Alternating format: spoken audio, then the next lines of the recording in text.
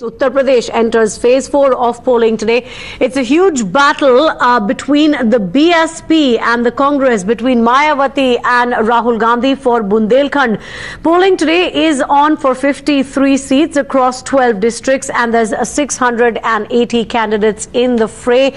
We are going to be bringing you the latest from areas like Rai Bareli, the Congress bastion, the Congress family bastion of Rai Bareli.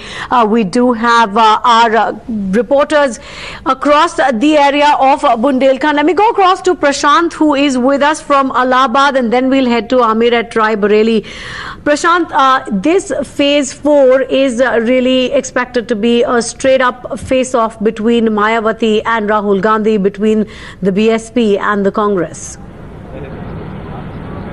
Well, that's absolutely right, and as you very rightly said, it will be a big face-off, but not only between the Mayawati faction and Rahul Gandhi's party, but also between the BJP, because remember, BJP ever since its exceptional show in 2014 has been trying hard to make its inroad in the UP politics, at least in the assembly sections, but this will be the election that will decide whether BJP would be able to do that.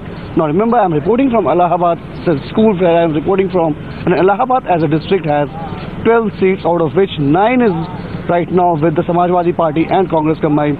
So it will be a very prestige battle for Akhilesh Yadav, and also a big test of his popularity, whether he would be able to cash in on the popularity and the development pitches that he has been trying to make.